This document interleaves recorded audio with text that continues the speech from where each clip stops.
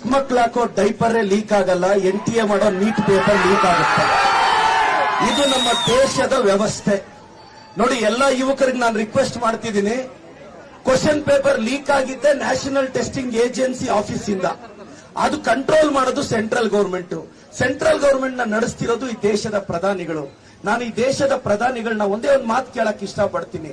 ನಿಮ್ಮ 56 ಎದೆ ಇಂಚಲ್ಲಿ ಒಂದೇ ಒಂದು ಇಂಚಲ್ಲಿ ನಮ್ಮ ಯುವಕರು ಮಕ್ಕಳ ಭವಿಷ್ಯದ ಬಗ್ಗೆ ಕಾಳಜಿ ಇಲ್ವಾ ಸರ್?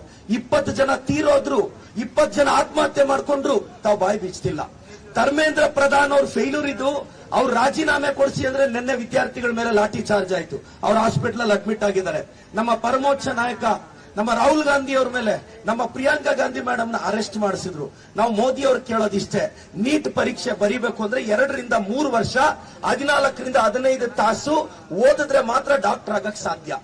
MBBS ಅಂದ್ರೆ ಮಾ ಬಾಪ್ ಕಾ ಬಡಾ ಸಪನ ಅಂತ ನಮ್ಮ ಹಳ್ಳಿ ಹುಡುಗರು ಹುಡುಗಿರು ಕಷ್ಟಪಟ್ಟು ಓದಿದ್ರೆ ನಿಮ್ಮ ಯೋಗ್ಯತೆಗೆ ಒಂದು ಕ್ವಶನ್ ಪೇಪರ್ ನ ನೆಟ್ ನಡ್ಸಕ್ ಆಗ್ಲಿಲ್ಲ ಅಂದ್ರೆ ನಾವು ಕೇಳ್ತಾ ಇರೋದು ಧರ್ಮೇಂದ್ರ ಪ್ರಧಾನ್ ಅವ್ರ ರಾಜೀನಾಮೆನ.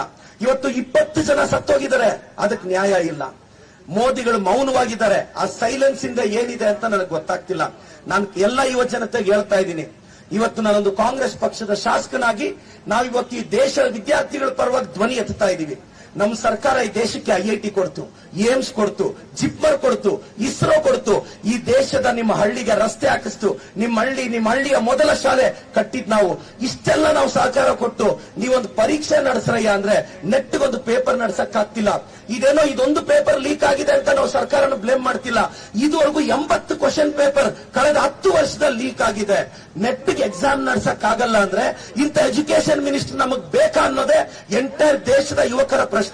ಮಾನ್ಯ ಪ್ರಧಾನಿಗಳೇ, 2014ರಲ್ಲಿ ನೀವು ಪ್ರಧಾನಿ ಆಗಬೇಕು ಅಂತ ಬಂದಾಗ ನಿಮ್ಮ ಪರವಾಗಿ ನರೇಟಿವ್ ಸೆಟ್ ಮಾಡಿದ್ರಲ್ಲ ಯುವಕರು, ಆ ಯುವಕರ ಭವಿಷ್ಯ ಇವತ್ತು ಹಾಳಾಗ್ತಿರೋದು. ಇವತ್ತು ಸಾಮಾಜಿಕ ಜಾಲತಾಣದಲ್ಲಿ ಯಾರೆಲ್ಲ ಮೋದಿಯವರ ಪರವಾಗಿ ಮಾತಾಡಿದ್ರು ಅವರು, ಅವ್ರ ಕುಟುಂಬದ ಮಕ್ಕಳು ಸಹ ಈ ಪರೀಕ್ಷೆಯಿಂದ ಹಾನಿಯಾಗಿದ್ದಾರೆ.